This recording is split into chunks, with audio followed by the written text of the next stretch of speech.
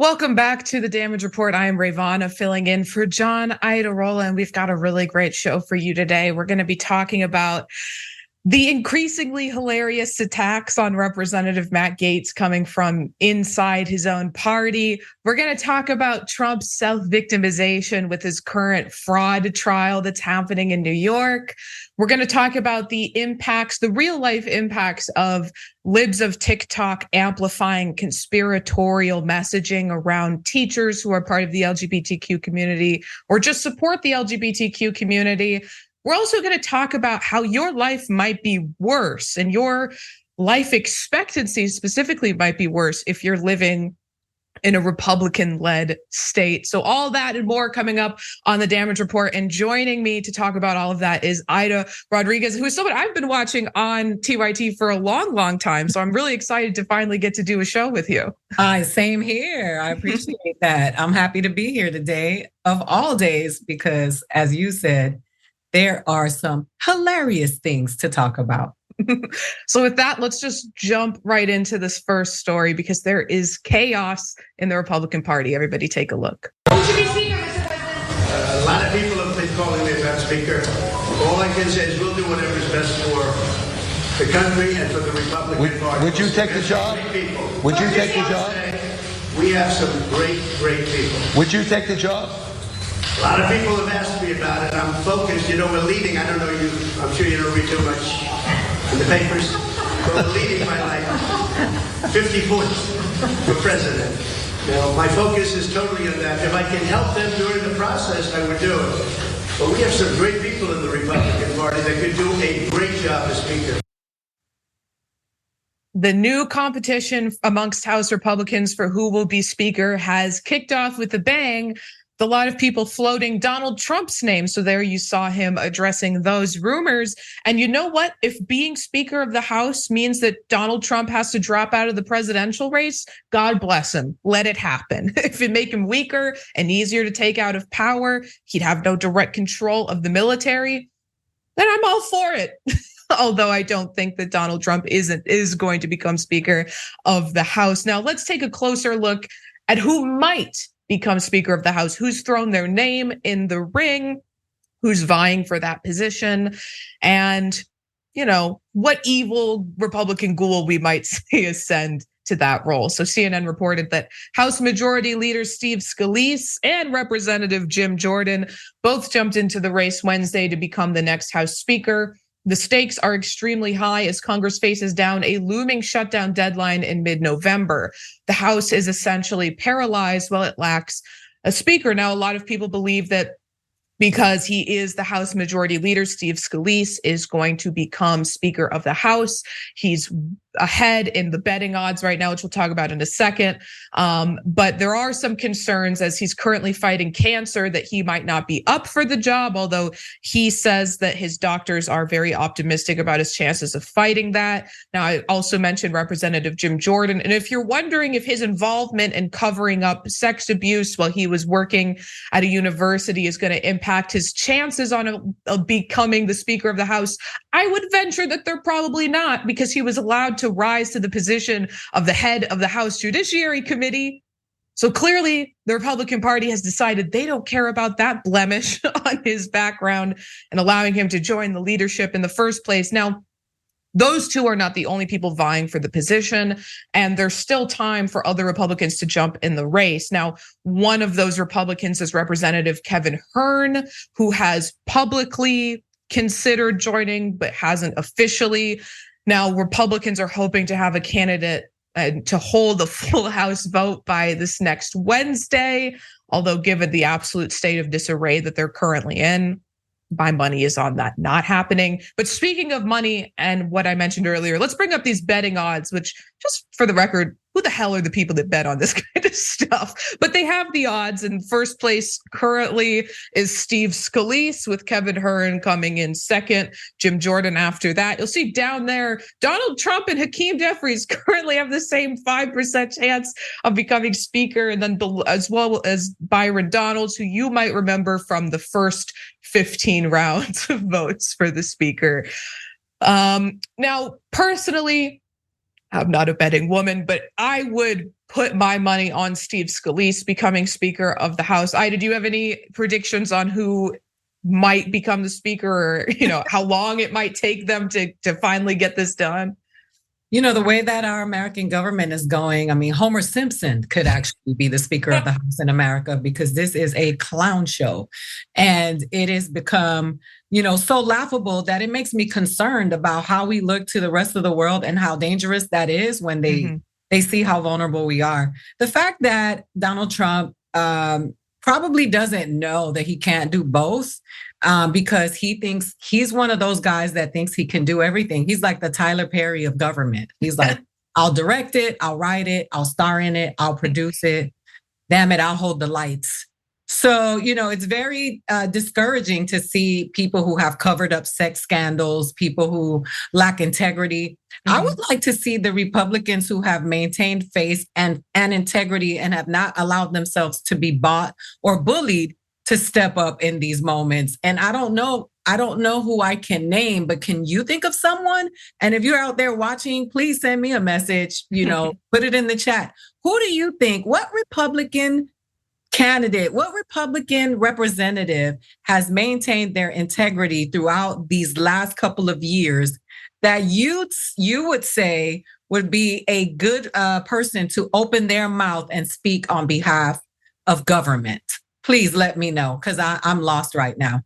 And you think that there should be at least one person whose name comes to the forefront of your mind. I can't think of a single one. And even if there was one, they'd still have to contend with the fact that there's this, small coalition of Republicans led by Matt Gaetz, who are so beholden to everything Donald Trump wants. I mean, they're like washing his feet, so to speak, and carrying water for him, that they wouldn't even allow someone who's maybe opposed Donald Trump as president to get that role. That person would have to, work with the Democrats, which apparently is a no-go in the Republican Party now. You could be deposed as Speaker for even considering doing that.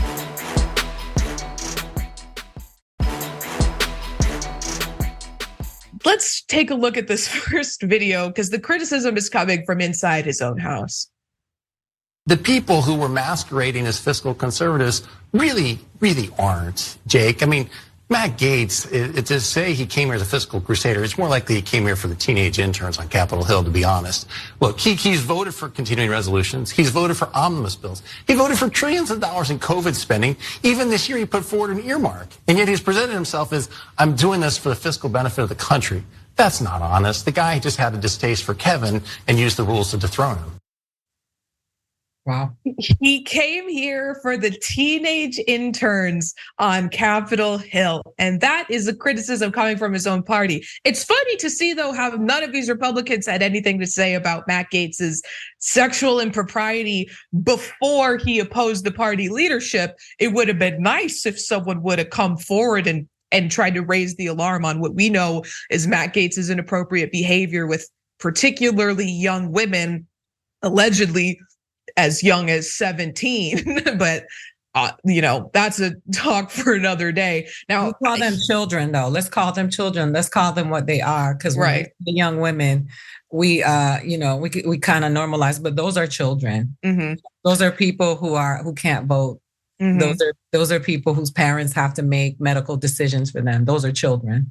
Yeah, and those are people who Matt Gaetz has fought to ensure they're not allowed to make their own medical decisions. But he thinks that it's fine to have sex with people that young and allegedly cross borders of states with people that young with the intent to do that, to have sex with them, which is a crime that he has been investigated for, by the way, allegedly, because he hasn't been formally indicted for such things. But there has been an investigation into that. Now, clearly, because the Republicans are talking about these things, he's burned his bridges in the GOP. So the question is now, is there a path forward for him to get back in their good graces? Or is this the start of his Madison Cawthorn arc? And if we're going by what Senator Mullen is saying, it seems like it's the latter. Let's watch. You got to think about this guy. This is a guy that the media didn't give a time of day to after he was accused of sleeping with an underage girl. And there's a reason why no one in the conference came and defended him, because we had all seen the videos he was showing on the House floor that all of us had walked away of the girls that he had slept with. He'd brag about how he would crush ED medicine and chase it with an energy drink so he could go all night. This is obviously before you got married. And so when that accusation came out, no one defended him, and then no one on the media would give him a time of the day. All of a sudden, he found fame because he opposed the Speaker of the House back in November, and he's always stayed there. And he was never going to leave until he got this last moment of fame. Now, so there was an ethics probe back in 2021, and this was one of the things that was brought up at the time. We have this headline from CNN. Gates showed nude photos of women he'd slept with to lawmakers, sources tell CNN. So if you have any questions as to how Matt Gaetz views women, it's definitely as objects for him to conquer. And as we mentioned earlier, not just women, also girls. But of course, it's still concerning to see that the party waited until now, until he opposed leadership, to take issue with these things. There you saw Senator Mullin say no one defended him, but you didn't criticize him either. You didn't raise the alarm earlier and allowed this behavior to continue to the detriment of, the interns working on his staff, the women working on his team and on the teams of others that had to work with his office, the girls and women in his district. Now, going back a little bit to this battle with the leadership, the party is definitely turning on him, but apparently public opinion as far as ousting Kevin McCarthy is on his side, because Newsweek reported that according to the 1,913 adults surveyed by YouGov, 46% of American voters agree that McCarthy should have been ousted. Around 28% responded that they either disapproved or strongly disapproved of removing the former speaker. The results did not vary much across political parties. Over half of Democrats, 55%, said they supported or strongly supported removing McCarthy, compared to 45% of Republican respondents. And I do just want to give some context to that, because they didn't ask, do you support Matt Gaetz? Do you support removing Kevin McCarthy for the reasons Matt Gaetz has lied out? So this isn't, that most people support Matt Gaetz by any stretch of the imagination. If I had been polled on this issue, I would have said, yes, I support ousting Kevin McCarthy, because I think it turns the Republican Party into an absolute circus and harms their chances in congressional races in 2024 and helps the Democrats. I think that it's good politically for the Democratic Party. I would have supported it. But if you ask me if I support Matt Gaetz, I would have said hell no in every way I possibly could have. So just to add some context to that, I don't know. I'm feeling very cynical about these criticisms of him coming out now after the party has protected him for so long, knowing that he engaged in this behavior. Well, I mean, we know that evidenced by so many things that have happened throughout history is that women have never really mattered to the American government. Only when it's appropriate to weaponize them in these moments where they can use this. Because if a man is walking around, the Senate floor showing pictures of victims, you would think that someone with some decency would report it or would say something about it, not after the fact, because now he did something, he's turning the party on its head.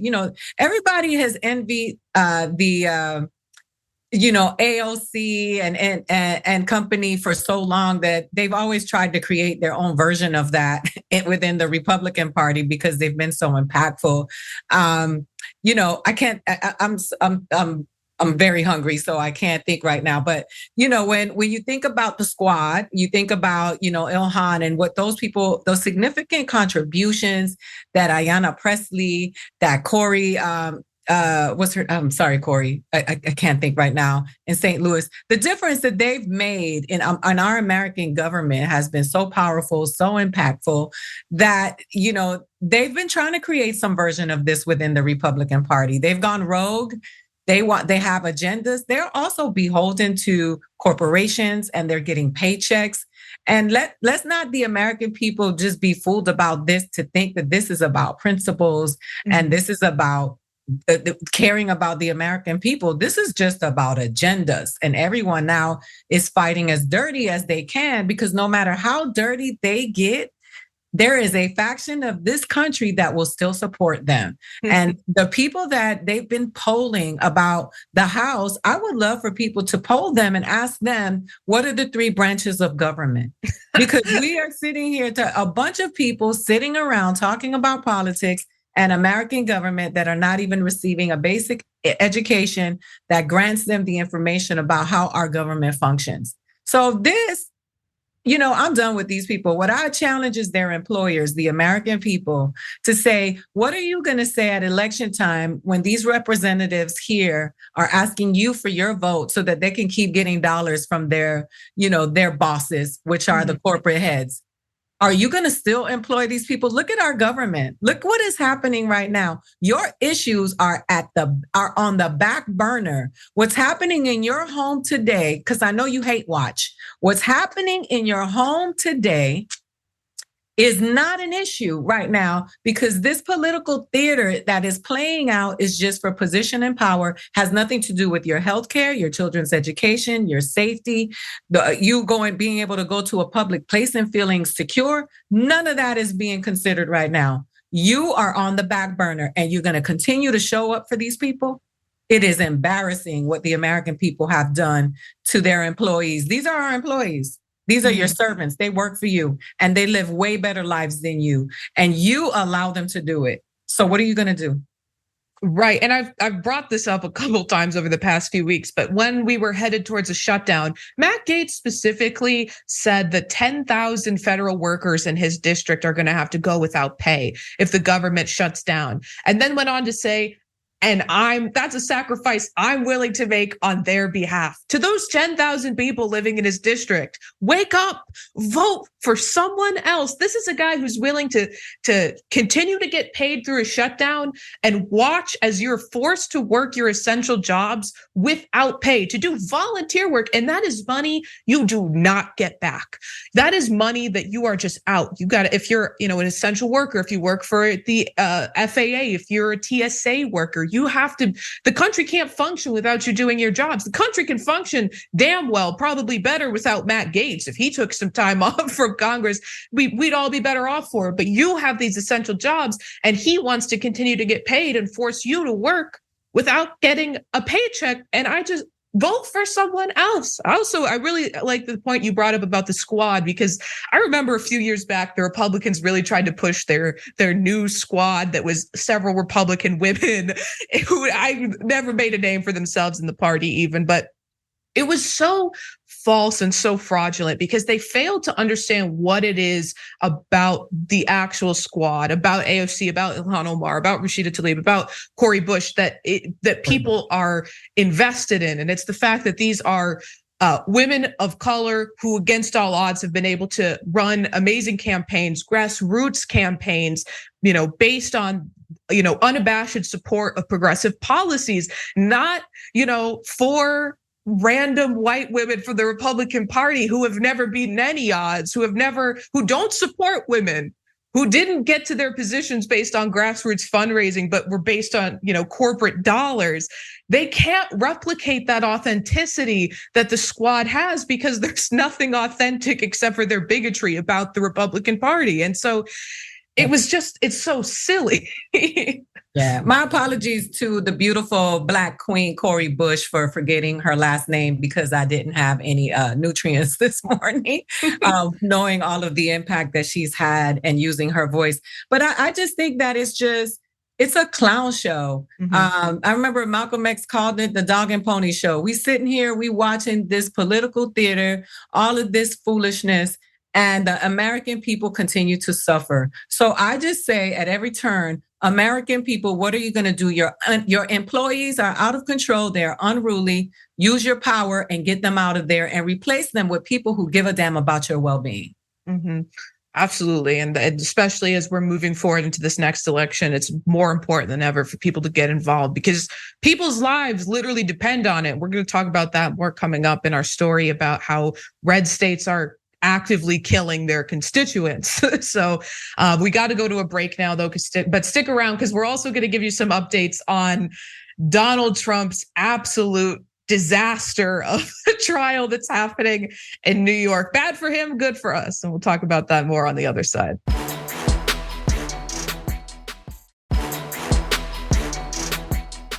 I know that you're talking about Donald Trump, but you could be talking about any of those fools. Speaking of Donald Trump, let's talk about this trial. And speaking of foolishness specifically, let's take a look at how Trump's been responding to his trial. I'm here, stuck here, and I can't campaign. I'd rather be right now in Iowa. I'd rather be in New Hampshire, South Carolina, or Ohio, or a lot of other places, but I'm stuck here because I have a corrupt attorney general that communicates with the DOJ in Washington to keep me nice and busy. And the judge already knows what he's going to do. He's a Democrat judge. In all fairness to him, he has no choice. He has no choice. He's run by the Democrats. I know this city better than anybody knows this city. There's nobody knows it like I do. He's a Democrat judge out of the clubhouses. He's controlled, and it's a shame. What's going on here is a shame. Our whole system is corrupt. This is corrupt. Atlanta is corrupt. And what's coming out of D.C. is corrupt. That was a very red-faced Donald Trump, livid about how poorly this trial has been going for him. Now, we got to fact check something really quick, because he said he was stuck there for the trial. And I have to point out, he has no obligation to be there. He doesn't have to be there until he's called to testify, and that hasn't happened yet. He's just putting on a show so that he can push the framing that they're trying to interfere with the election, that they're trying to prevent him from being on the campaign trail, which is absolutely not what's happening. He was found to have committed fraud, and now they're having a trial to determine damages. He did the crime. It's not election interference. But speaking of the trial, let's go over a little bit of what's happened in the past 3 days. Now, Donald Trump's lawyers got in a fight with the judge overseeing the case, arguing for their right to ask repetitive questions. And really quick, before I get into the details of that, I have to remind everyone, and I must be a broken record. Every time this week I've been on the show, I've brought this up, but this is a bench trial. The judge holds the fate of Donald Trump's ability to practice business in New York and the millions of dollars he's going to be asked to pay back in the palm of his hand. And Trump is like, let me go on TV and call you an idiot. Let me go on Truth Social and insult you and your staff. Let me have my attorneys yell at you in the courtroom.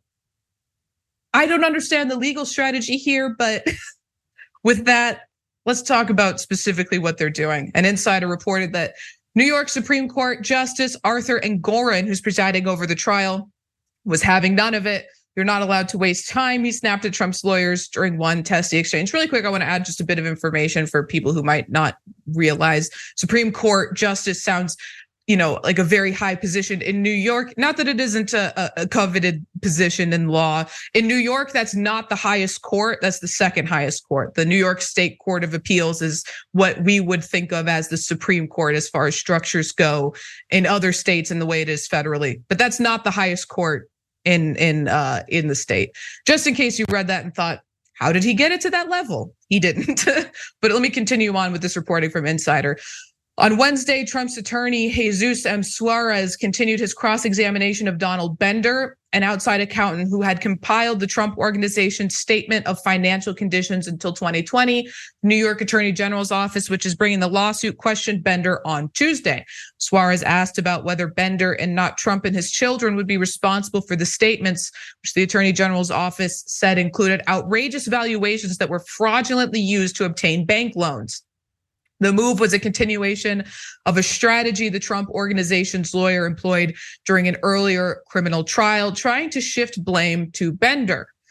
The buck stops with you, right? Suarez asked. Bender stressed during multiple questions that he and his accounting firm, Mazars USA, was responsible for compiling the documents, but that the Trump Organization was responsible for giving them the market value and liabilities for each property. So just to sort of summarize what I just read for you, make it more digestible, what he's saying is that Trump provided him the information. He provided him the valuation of the assets. He said, this is worth this much money. This is worth that much money. And this man's job was just to put it together in a portfolio, not to make those valuations himself. But to show you what type of circus Trump's legal team tried to turn this courtroom into, at one point, Suarez, Trump's attorney, pulled up a list of 200 corporate sub-entities of the Trump organization, many of which were just for particular apartments, and started asking the same set of multiple questions about Bender's work on each one of those 200. He then went through the financial statements of each year of Bender's more than a dozen years of involvement with the Trump organization and started asking the same question about each of them. And that is when Justice Engoron lost it. Here's a quote.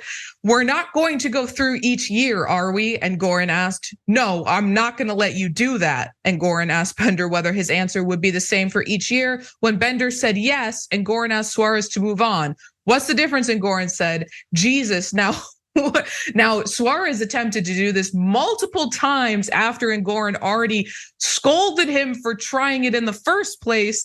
So much so that at one point the justice said, "I don't just talk to hear the sound of my own voice. What I'm saying means something." He pounded on the bench and yelled. That is how contentious this battle became between the two of them. Now, at the lunch break of this trial, Trump, despite the fact that he claimed was stuck there, effed off and went back to Florida. And it was at this point that New York Attorney General Letitia James called Trump out for what he's been saying in the media. Let's take a look at that. Trump's comments were offensive. They were baseless. They were void of any facts and or any evidence. What they were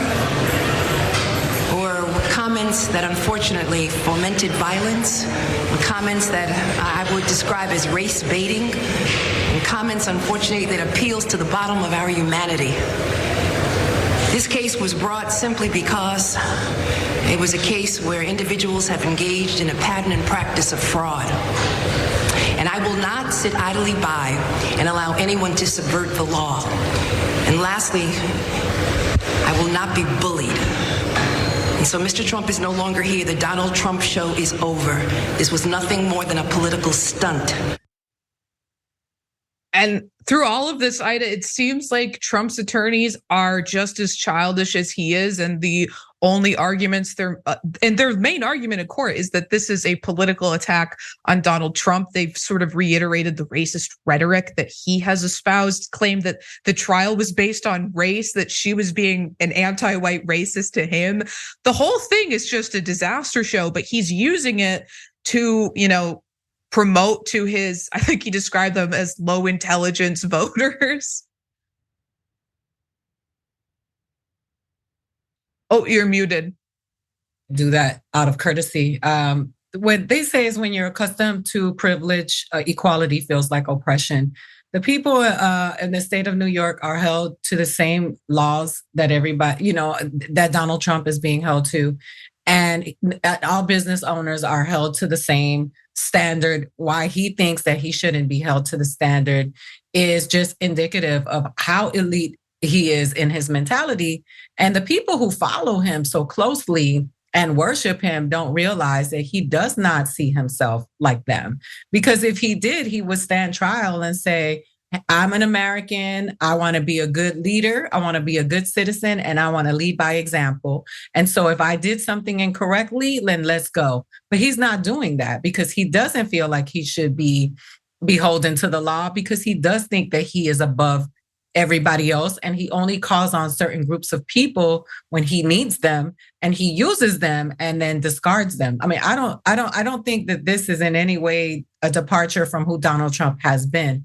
But this whole idea that he is being persecuted is just his direct call and talk to white supremacists who are out there that are under the belief that people of color are trying to, oppress and apparently get some revenge for what's been done to people of color historically in this country for hundreds and hundreds of years. That, that for some reason these women are like banking everything on that, and it's just straight foolishness that this woman is risking her well-being with the rate of violence and in the world of hate crimes is ridiculously through the roof. That she trying to hold him to the law as she would anybody else is now being called a racist, which is ridiculous to hear people say that. People who Donald Trump is still running for president. Donald Trump is still leading as president. He still has a great number of people following him blindly. And he is, he's also misinforming the public by saying that he's being held against his will, and it's because he hasn't been able to find something that is outdoing what he did his first run. People are no longer shocked. Fake news is old news now. All of the things that he did that were dynamic at the beginning have been normalized. So foolishness in our American government, it's not foolishness, it's just Thursday. So now as he tries to shock the country continuously with new things to say, new attacks, they're normal now, little hands. That's what you did. You brought all this foolishness about. You shocked the country. You got yourself where you needed to go. You did the next season of The Apprentice within our American government. And now you are shocked that nobody is shocked anymore. But we've already seen you have tantrums. We've seen you turn red. We've seen you make false accusations. We've seen you threaten people. We've seen you give lies upon lies upon lies. Nobody's shocked anymore. You made it normal. So I'm sorry, you're going to have to figure out something else to do because nobody cares anymore. Right. And, he's still trying to do the same old playbook, going to the rallies, saying, increasingly incendiary things, but it's not getting the media attention. You're right. It's not getting the same media attention it did in 2016 because we've all seen this playbook before.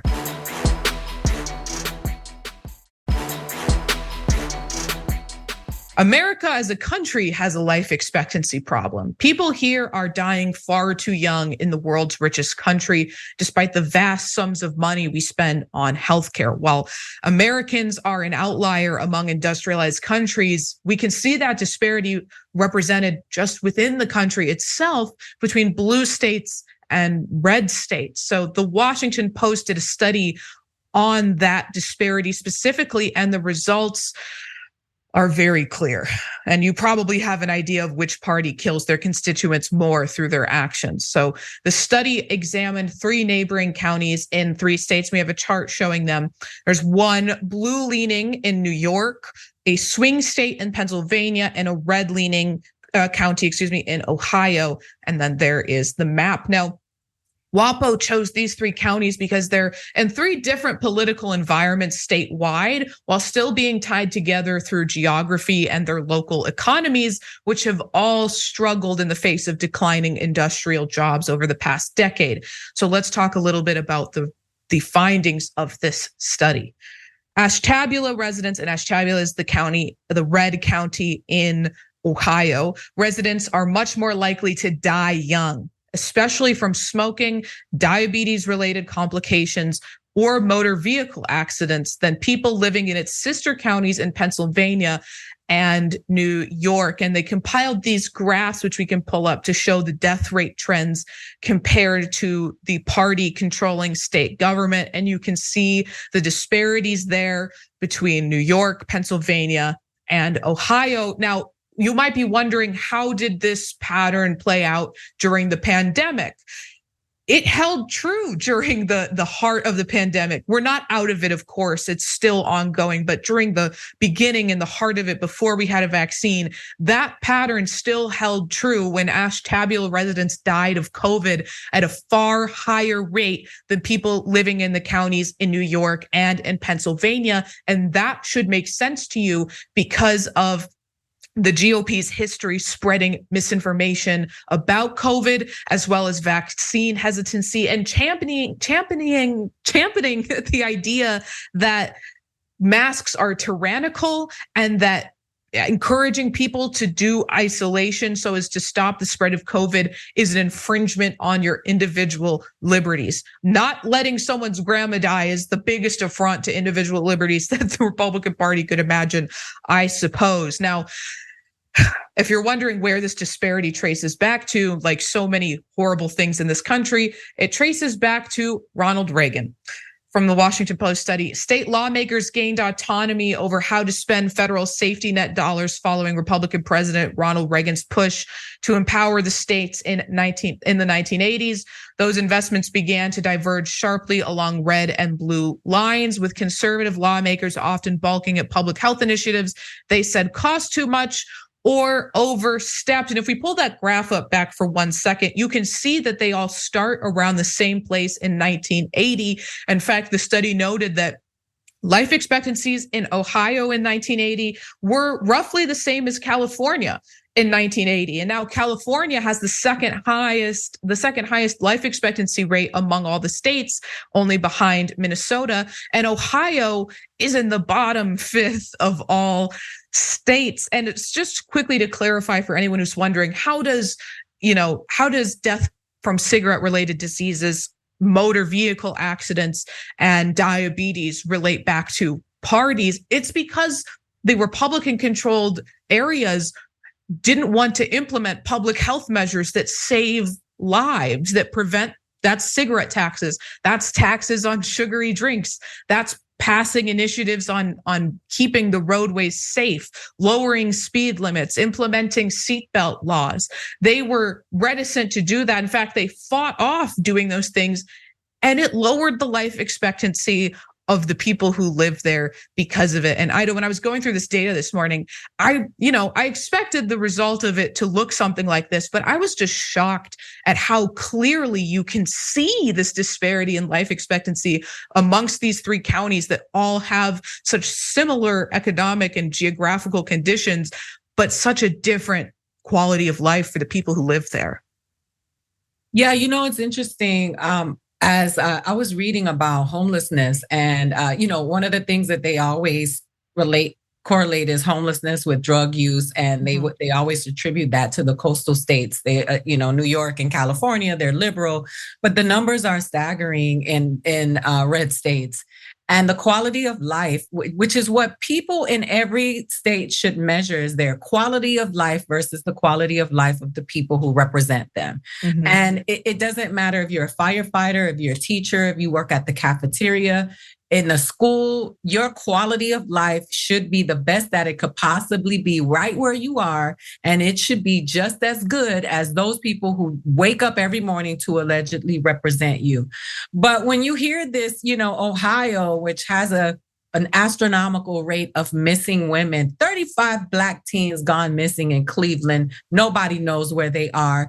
We don't speak their names. It is not a national issue. When we think about cigarettes and we think about these toxins and sugary drinks, you know how much money they make from these corporations and these checks that they get slid to them off to the side on the cut. I'm so tired of hearing people talk about my people and where I come from in the inner city as being thugs and gangsters. The biggest thugs and gangsters are over there in DC making these decisions, holding up the government, being foolish, disrespecting the law, disrespecting the American citizens. We have a problem. We have a serious problem in our government. They are killing Americans. They've been doing it for a long time. Ronald Reagan sprinkling crack in our communities and then blaming us for it. It is unbelievable where we are now. And the fact that the American people are too busy trying to struggle to survive, they don't have the information because they're not getting the education. They are the greatest victims of all of this stuff that is happening. And again, I say to you, American people, get your employees because they are out of control. And just quickly to add on to that, here in Chicago, the Republicans held a little conference about crime in Chicago, which is down, incidentally.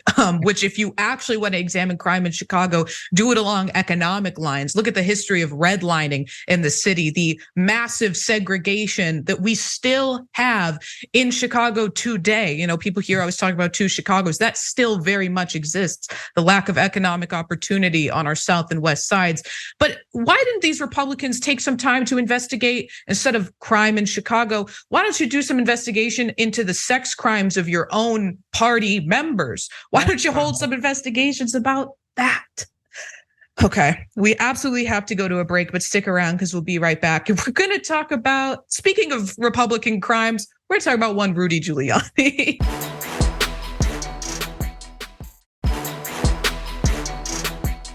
Sometimes we miss some names and charge it to my head and not my heart, but the reality of it is that we have a missing people of color problem in the state of Ohio. I mean, we have one globally, but yeah. So thank you for mentioning that, because it is important that we speak what matters to the people. That's what matters to us. They don't care.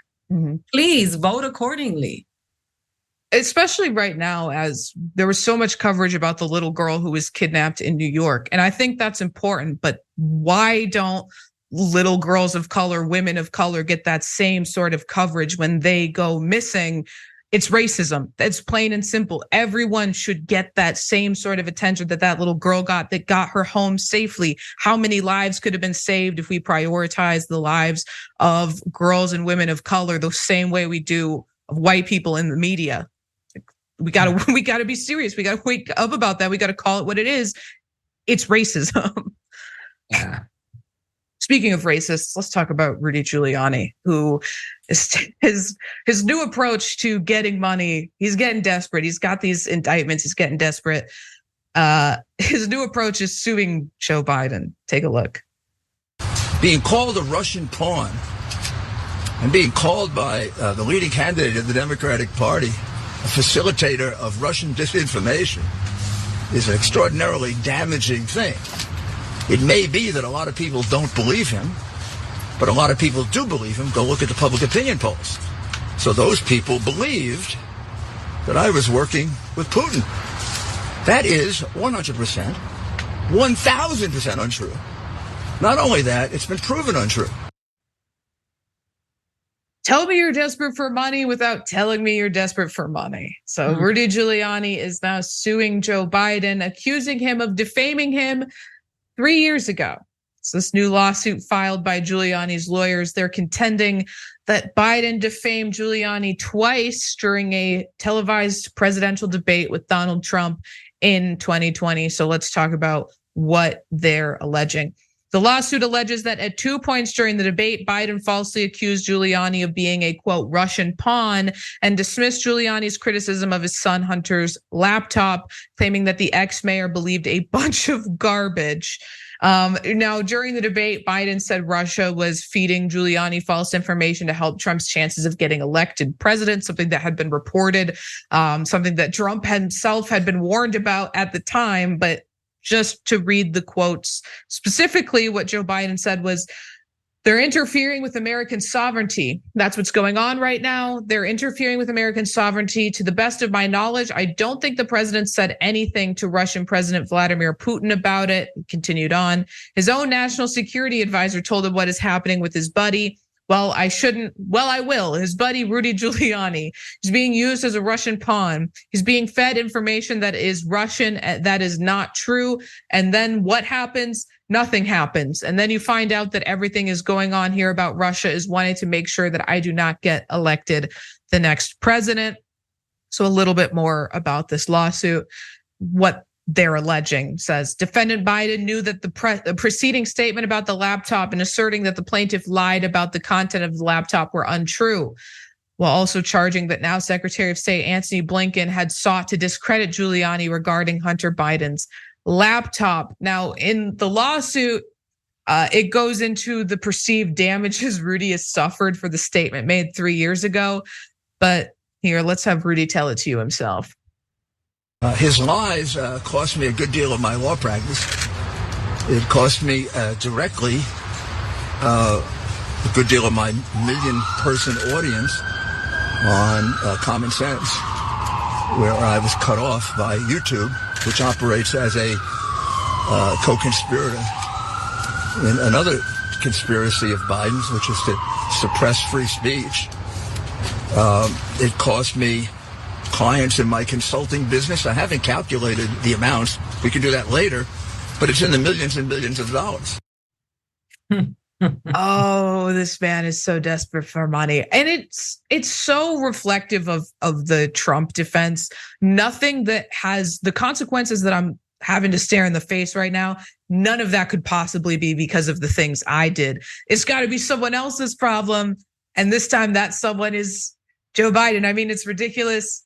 We all know it's ridiculous, but to see how far this man has fallen, it would be sad if he wasn't such a piece of garbage. Yeah, it's called When the Chickens Come Home to Roost. I'm on my Malcolm X today.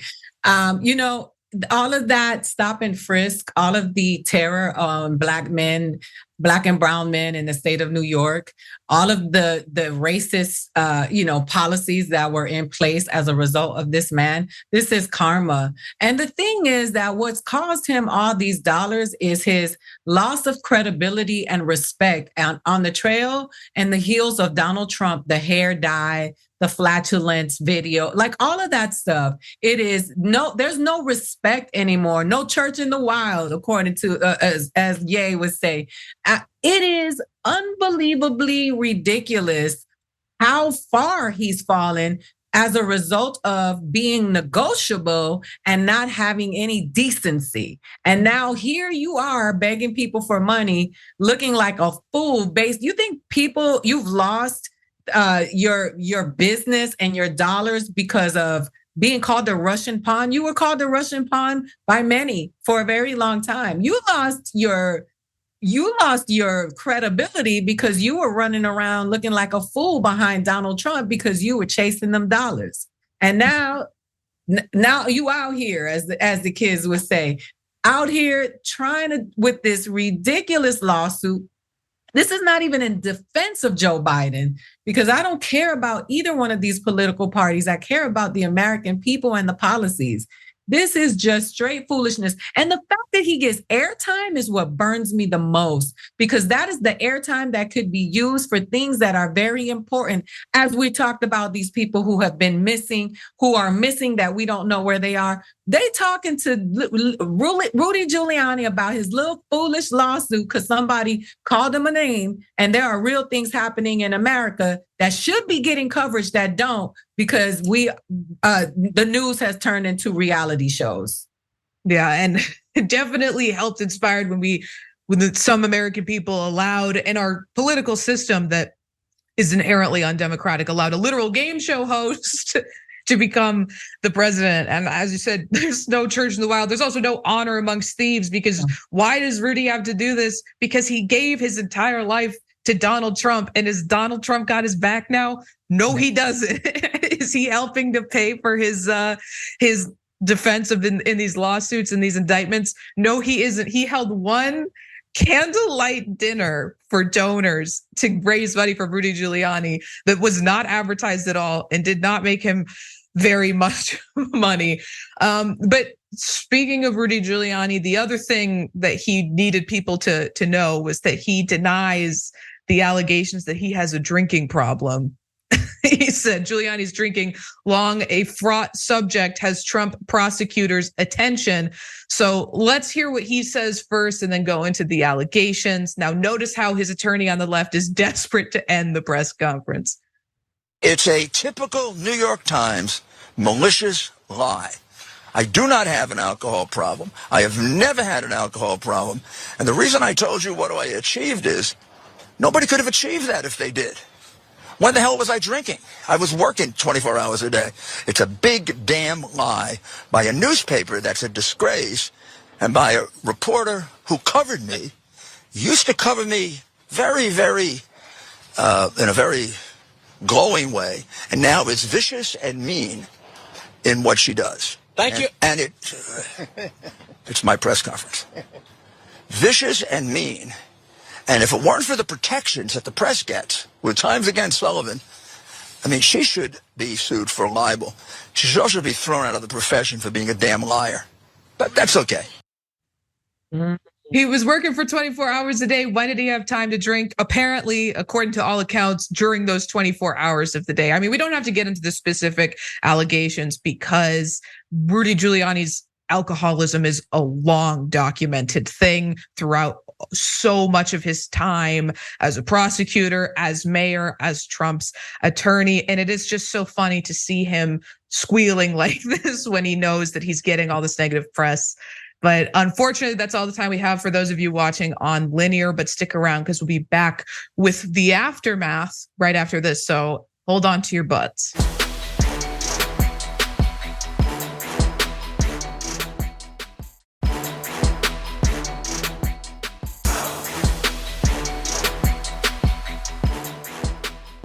Thanks for listening to the full episode of The Damage Report. Support our work, listen ad-free, access members-only bonus content, and more by subscribing to Apple Podcasts at apple.co/TYT. I'm your host, John Adarola. I'll see you soon.